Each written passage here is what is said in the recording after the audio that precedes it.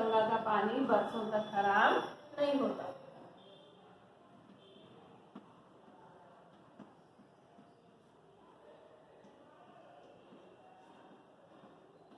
अभी अपन इसके बाद नेक्स्ट में अपन यही पढ़ेंगे जीवाणुभोजी क्या है, कैसे प्रजनन करते, कैसे होते हैं, इनके बारे में अभी अपन पढ़ेंगे। ठीक, तो लाभदायक क्रिया में पहला है जैविक नियंत्रण, दूसरा है पानी को साफ करने में जीवाणु का उपयोग किया जाता है। ठीक, अब इसके बाद अपन पढ़ते हैं इसकी हानिकारक क्रिया। कौन सी क्रियाएं? हानिकारक क्रिया। तो वो तो बहुत सारी है, पौधों में भी ये रोग उत्पन्न करते हैं, जंतुओं में भी रोग उत्पन्न करते हैं। तो विषाणु की हानिकारक क्रियाएं। हानिकारक क्रियाओं में सबसे पहले है पौधों में होने वाले रोग। पौधों के रोग। तो पौधों के रोग में सबसे पहला है तंबाकू मोजेक रोग। किसमें होगा भाई? ये तंबाकू के पौधे में होगा, वृक्ष में होगा। कौन सा रोग होगा? मोजेक रोग होगा। कौन सा विषाणु फैलाता है? तंबाकू मोजेक विषाणु फैलाता है। तो तंबाकू मोजेक रोग तंबाकू के पौधे में पत्तियों में मोजेक जैसे खंड छोटे छोटे हिस्से बना देता है, पत्तियों में धब्बेदार हो जाती है, इसीलिए से तंबाकू मोजेक रोग कहते हैं। पत्तियां नष्ट हो जाती हैं। फिर अगला है केले का बंची टॉप। केले का बंची टॉप,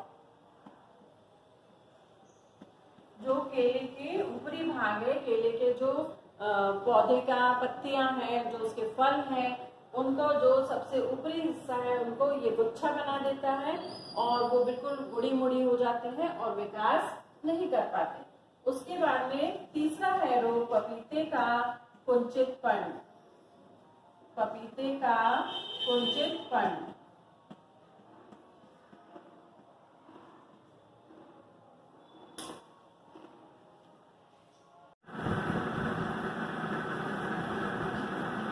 अब इसमें हम पढ़ रहे थे वायरस की जो हानिकारक रोग है।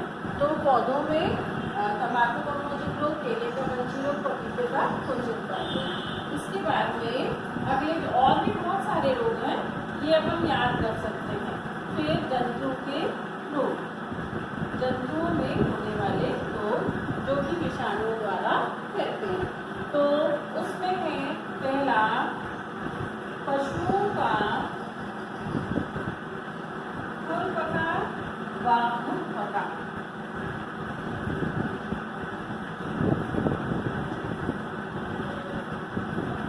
एंथ्रेक्स भी कहा जाता है इसको। इसमें पशुओं के जो मुंह है उसमें छाले हो जाते हैं, उनके पैरों में छाले हो जाते हैं। पशु ना तो चल पाते हैं और ना ही खा पाते। उनका मुंह खुला रहता है दर्द के कारण, उसमें से लार गिरती रहती है और उस लार में भी इसके विषाणु रहते हैं जो क्या करते हैं, जो जंतुओं में बहुत ही परेशान करते हैं। जंतु खा नहीं पाता, अंत में उसकी मृत्यु हो जाती है। फिर दूसरा है रोग जंतु में होने वाला घोड़े का एनसेफेलाइटिस। घोड़े का एनसेफेलाइटिस। फिर तीसरा रोग है जो जंतुओं में उत्पन्न होता है चूहे का पोलियोमाइलिटिस। चूहे का पोलियोमाइलिटिस।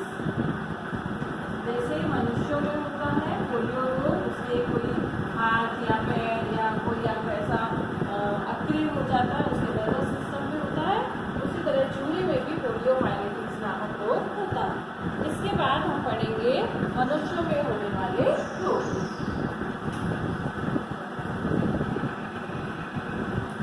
तो मनुष्यों में होने वाले रोग में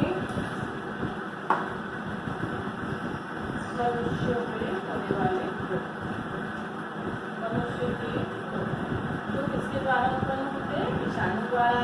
तो उसमें पहला है इन्फ्लुएंजा। इन्फ्लुएंजा सर्दी जुकाम है, जिसका जो चक्र है वो 3 से 5 दिन और आजकल तो 7 दिन तक रहता है, जिसमें पूरा इसको वायरस का लाइफ साइकिल होता है, उसके बाद ही अपने आप ही नष्ट हो जाता है। इन्फ्लुएंजा के बाद है खसरा।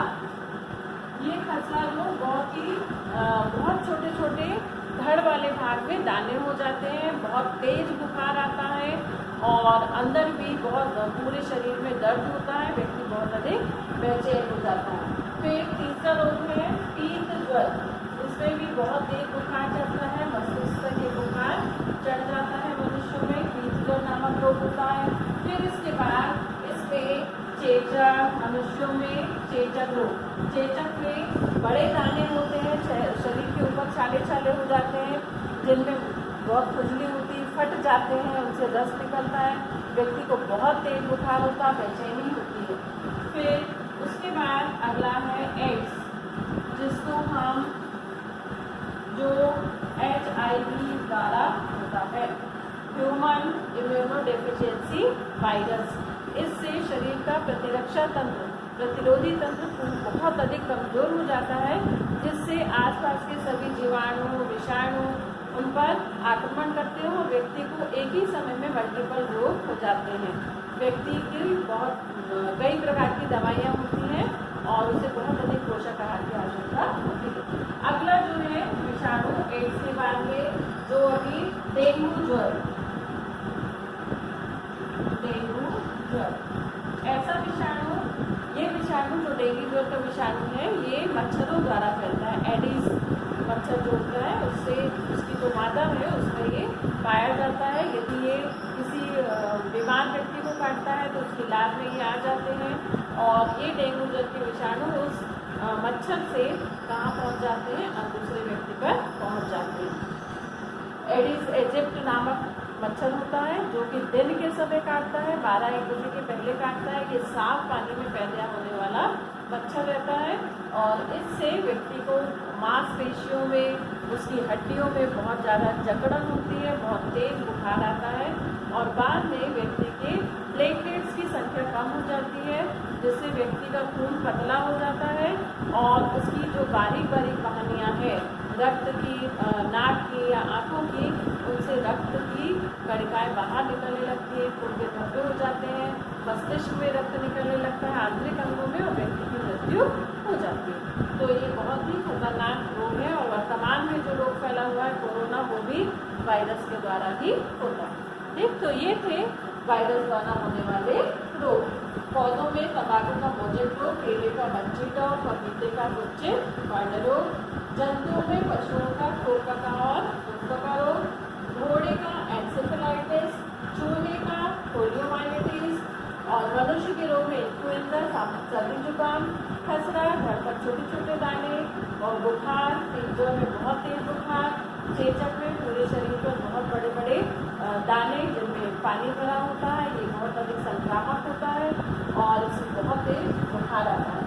फिर एड्स, शरीर की पूरी प्रतिरोधी क्षमता कम हो जाती है। फिर डेंगू ज्वर, ये डेंगू ज्वर में व्यक्ति को बहुत ज़्यादा बुखार चढ़ता है, मांसपेशियों में और सब में जकड़न हो जाती है। अब आगे हम पढ़ते हैं जीवाणु खोजी के बारे में। जीवाणु खोजी के बारे में पढ़ेंगे अपन जीवाणु खोजी क्या है और जीवाणु खोजी किस तरह से अपना कार्य करता है।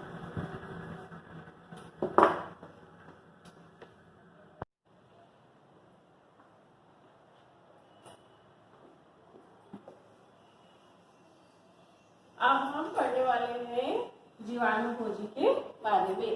तो जीवाणु खोजी क्या है? ये एक प्रकार का वायरस है जो जीवाणु को नष्ट करता है। इसे ज्यादातर बैक्टीरियोफेज के नाम से जाना जाता है। अब ये कैसा होता है, इसका आकार कैसा होता है, ये कैसे काम करता है, इसके बारे में अपन पढ़ेंगे। तो जो बैक्टीरियोफेज है, ये देखने में इसका जो शरीर है उसमें क्या क्या होता है, इसमें इसका षटभुजाकार सिर होता है। इस षटभुजा जो सिर का आकार है वो 100 मिली माइक्रोन होता है। 100 मिली माइक्रोन का इसका आकार होता है। ये क्या है, इसका हेड, सिर है, षटभुजाकार होता है और देखने आप साइज देखने में लग रहा होगा ये षटभुजाकार है और इस तरह से इसमें रहता है, ये प्रोटीन का बना होता है और इसके अंदर में यहाँ पर पाया जाता है डीएनए, इसके अंदर पाया जाता है डीएनए। फिर इसकी पूंछ होती है, अच्छा जो इसका सिर होता है इसकी लंबाई तो 100 मिली माइक्रोन होती है और इसकी जो चौड़ाई है वो इसमें जो इसकी पूंछ है ये पूंछ बेलनाकार होती है और लंबी होती है। जो लंबाई है इसकी वो लंबाई होती है 100 मिली माइक्रोन, 90 से 95 मिली माइक्रोन इसकी लंबाई होती है। इस लंबाई में यहाँ पर बीच में छोटा सा हिस्सा गर्दन के समान होता है, ये भी प्रोटीन का बना होता है। यहाँ पर एक बेसिक प्लेट होती है, ये भी प्रोटीन की बनी होती है। ये बेसिक प्लेट में इस तरह से कुछ बेस टाइप की रचनाएं होती हैं और इसके पीछे 6 पुच्छ तंतु होते हैं, इसके पीछे 6 पुच्छ तंतु होते हैं जो कि इस तरह से, इनकी रचना इस तरह से होती है और ये पुच्छ तंतु इसको आधार प्रदान करते हैं। तो ये क्या है, इसका सिर जो 100 मिली माइक्रोन का, इसकी पूंछ 90 तो 90 to 95 मिली माइक्रोन की, बेस प्लेट के नीचे पूंछ से निकले हुए 6 तंतु होते हैं जो पुच्छ तंतु जिन्हें कहा जाता है। ये इस तरह की रचना है। अंदर इसमें आनुवांशिक पदार्थ डीएनए पाया जाता है, आरएनए नहीं पाया जाता। ये प्रोटीन कवरिंग है बाहर और उस प्रोटीन कवरिंग के अंदर डीएनए पाया जाता है। ठीक है, ये बैक्टीरियोफेज है और ये पानी में पाया जाता है। अब ये किस तरह प्रजनन करता है, किस तरह अपना गुणन करता है वो अपन देखते हैं। चलिए अब इसका जो लक्षण है वो क्या होंगे। पहला, इसमें क्या पाया जाता है, डीएनए आनुवांशिक पदार्थ के रूप में पाया जाता है। डीएनए आनुवांशिक पदार्थ के रूप में मिलता है, इसमें पाया जाता है।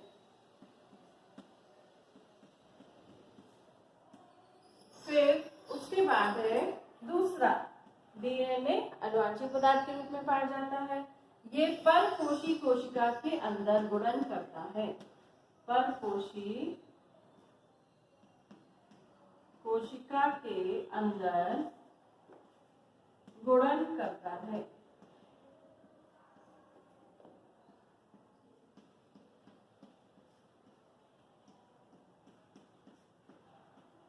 पर कोशिका के अंदर ही ये गुणन कर सकता है। फिर इसका बाहरी आवरण, इसमें जो बाहरी आवरण है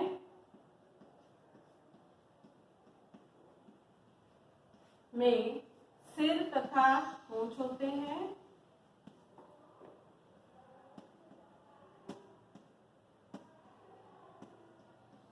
जो प्रोटीन के बने होते हैं, जो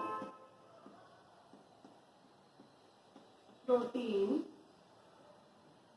के बने होते हैं।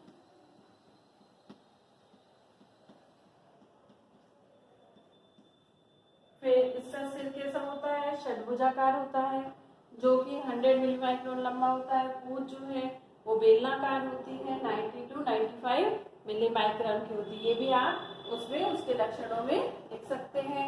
इसमें ये परपोषी विशिष्टता पाई जाती है। परपोषी विशिष्टता यानी कुछ खास प्रकार के जीवाणुओं को ही ये अपना भोजन, अपना परपोषी के रूप में स्वीकार करते हैं। परपोषी विशिष्टता पाई जाती है।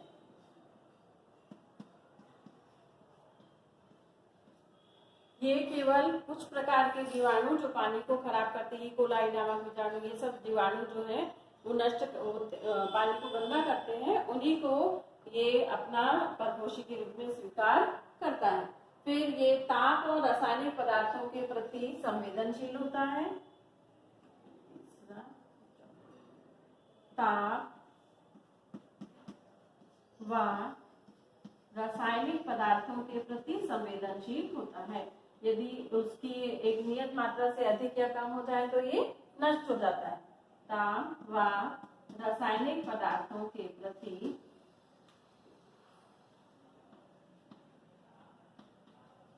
संवेदनशील होता है।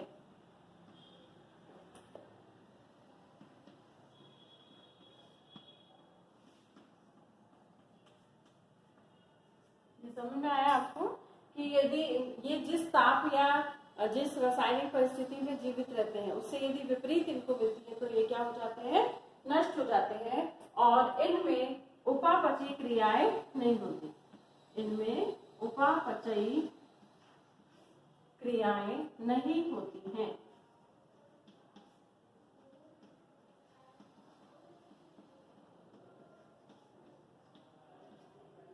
देखिए यहाँ डिफरेंस समझिए, ये जो मैंने बताया था कि सिर धड़ पूंछ होती है, पूंछ में पूंछ तंतु होते हैं, इनका ये आकार होता है, इसका ये है इसकी शारीरिक रचना और ये है इसके लक्षण।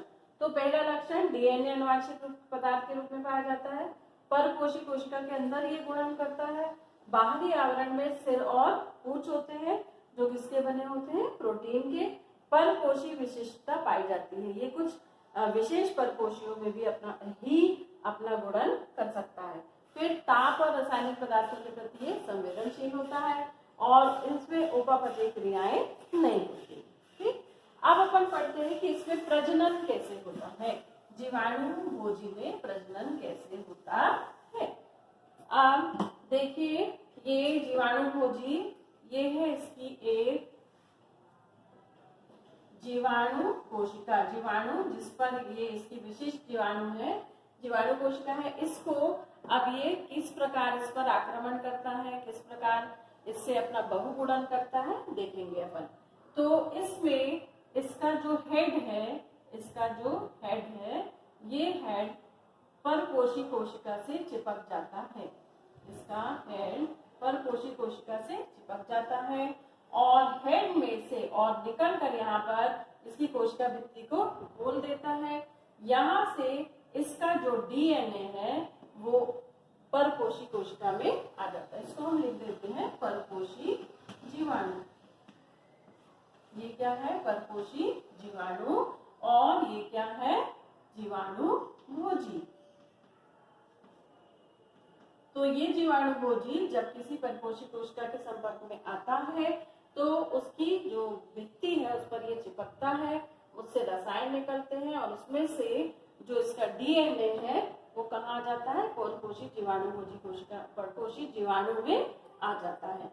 अब जो अगली नेक्स्ट स्टेप क्या होगा कि ये जो परकोशी कोशिका है, इस परकोशी कोशिका में ये तो बाहर ही इसका प्रोटीन कवर चिपका हुआ है, बाहर ही रह गया है और जो इसका डीएनए जब अंदर गया तो इसमें उपस्थित जो इसका स्वयं का डीएनए था, इसके स्वयं का डीएनए था, इस परकोशी कोशिका कलर अलग कर देती हूँ, ये किसका है, जीवाणु भोजी का डीएनए और ये किसका है, परकोशी का डीएनए।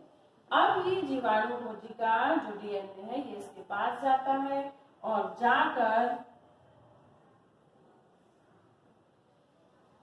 इसके डीएनए को परकोशी का जो डीएनए है इसको बहुत छोटे छोटे टुकड़ों में तोड़ देता है। अब खुद का जो इसका डीएनए है वो भी छोटे छोटे टुकड़ों में टूट जाता है, बहुत सारे छोटे छोटे टुकड़ों में टूट जाता है।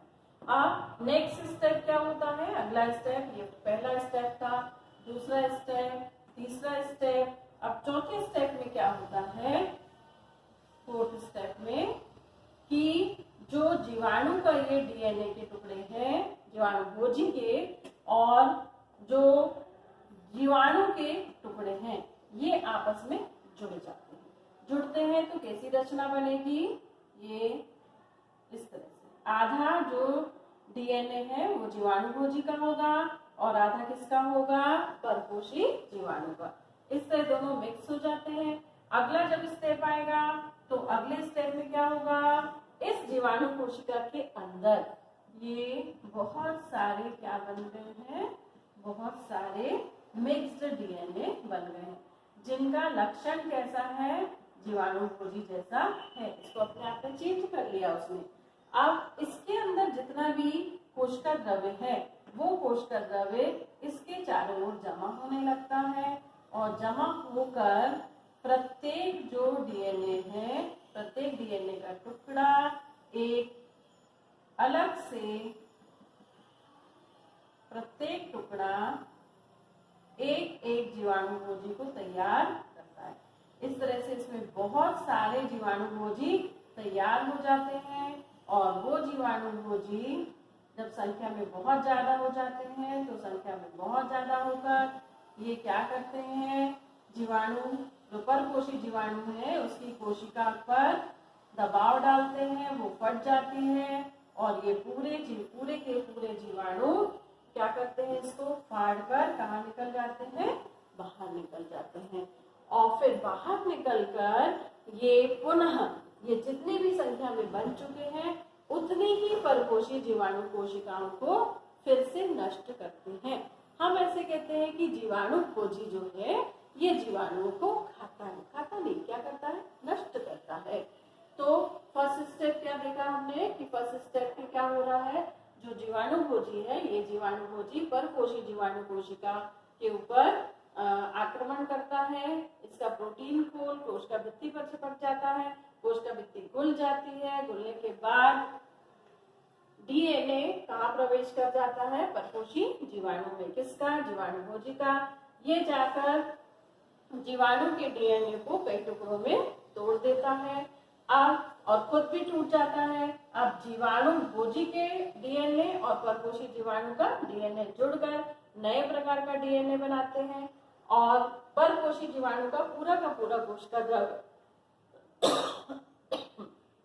ये इस पूरी परपोषी जीवाणु कोशिका के डीएनए के चारों तरफ पूरी का पूरा प्रोटीन कवरिंग बनाते हैं और फिर ये इसको फाड़कर बाहर निकल आते हैं। इस तरह बहुत सारे जीवाणुभोजी बन जाते हैं, फिर अन्य परपोषी जो जीवाणु है उनको ये नष्ट करते हैं। ये प्रक्रिया चलती ही रहती है। ठीक है, समझ में आ गया आप लोग को। अब आगे बढ़ते हैं हम कि जीवाणुभोजी का क्या महत्व है। जीवाणुभोजी का क्या महत्व है, जीवाणुभोजी किस तरह से कार्य करते हैं, क्या करते हैं, इनसे क्या फायदा होता है और क्या नुकसान होता है। तो इसका जो महत्व है, पहला तो ये महत्व है कि ये सेब का एक रोग होता है जिसका नाम है शिखर पिटिका रोग। उसके विषाणु को नष्ट करने के काम में आता है और उस विषाणु का नाम है एग्रोबैक्टीरियम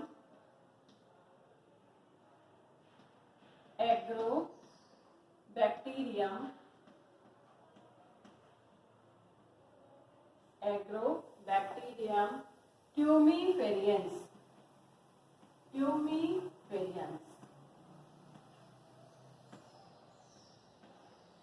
तो पहला महत्व क्या है, सेब में रोग उत्पन्न करने वाला जीवाणु कौन सा है, एग्रोबैक्टीरियम ट्यूमिफेरियंस। इसको नष्ट करने के लिए किसका उपयोग किया जाता है, जीवाणुभोजी का, जिससे जो सेब में होने वाला शिखर पिटिका रोग है वो खत्म हो जाता है। फिर दूसरा सोलेनेसी जो कुल है, सोलेनेसी कुल में जैसे आलू भटा ये सब आते हैं। तो सोलेनेसी कुल के पौधों में म्लानी रोग उत्पन्न करने वाला जीवाणु, पौधों में म्लानी रोग उत्पन्न करता है जीवाणु।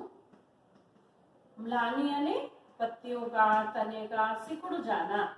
म्लानी रोग को दूर करने में जीवाणुभोजी का उपयोग किया जाता है। ये तो हो गया इसका लाभदायक। फिर तीसरा अगला है पानी को स्वच्छ करने में। मैंने अभी आपको बताया था कि गंगा के पानी में ये बहुत ज्यादा होते हैं, वैसे हम अपने आप को साफ करती रहती है, उसका पानी सड़ता नहीं है। फिर ये तो हो गए इसके लाभदायक प्रयोग। अब इसका हानिकारक प्रयोग है कि जो पनीर उद्योग होता है, दुग्ध उद्योग में पनीर बनाया जाता है तो जीवाणु का उपयोग किया जाता है। यदि वहां पर बैक्टीरियोफेज हो गया तो वो पनीर बनाने वाले जीवाणुओं को नष्ट कर देता है, जिससे फिर पनीर नहीं बन पाता। तो पनीर बनाते समय जीवाणुभोजी वहां पर नहीं होना चाहिए। नहीं तो पनीर निर्माण में वो क्या करेंगे, रुकावट पैदा करेंगे। ठीक, ये समझ में आ गया आपको। अब इसके बाद में और लास्ट एकदम टॉपिक है इस पार्ट का, वायरॉइड्स। अब देखिए, अभी तक आप क्या सोचते थे कि सबसे छोटा जो रोग उत्पन्न करने वाला विषाणु है, लेकिन उससे भी छोटा होता है वायरॉइड। ये वायरॉइड को नग्न विषाणु भी कहा जाता है। वायरॉइड को नग्न विषाणु भी कहा जाता है। क्यों कहा जाता है? क्योंकि इसमें केवल डीएनए आरएनए होता है, प्रोटीन कवरिंग नहीं होती, प्रोटीन का खोल नहीं पाया जाता।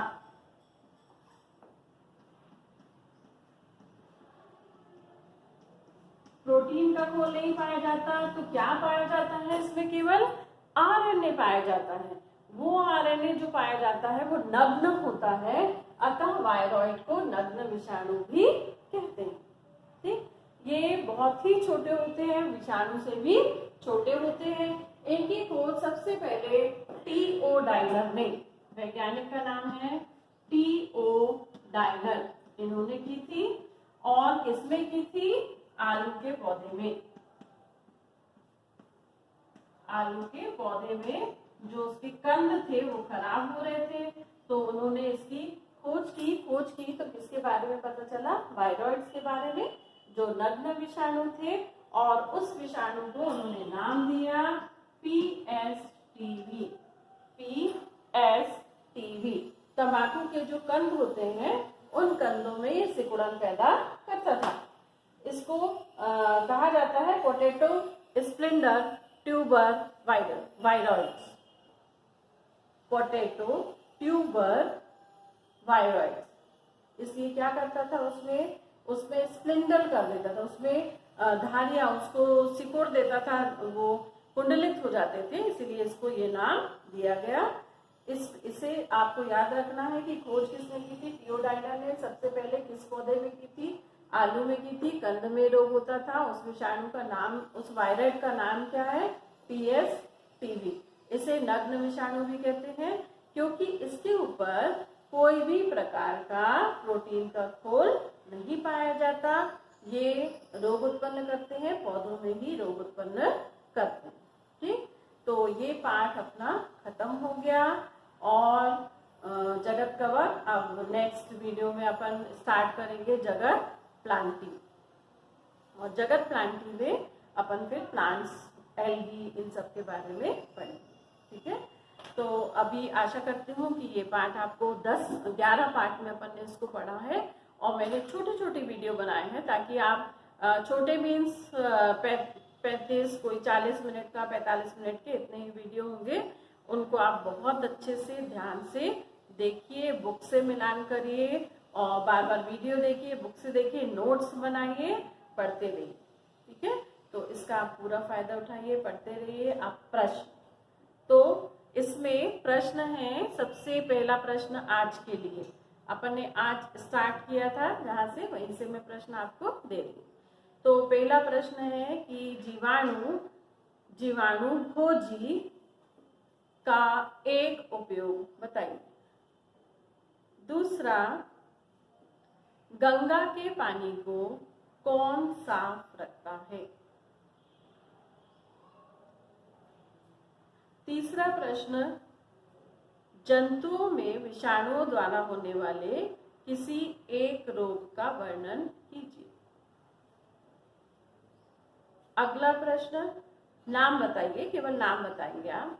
अब अगला प्रश्न है कि पौधों में होने वाले किसी एक रोग का नाम बताइए। विषाणु द्वारा होने वाले रोग का नाम बताइए। वायरॉइड को क्या कहा जाता है? ठीक, तो पढ़ते रहिए, सुरक्षित रहिए और स्वस्थ रहिए।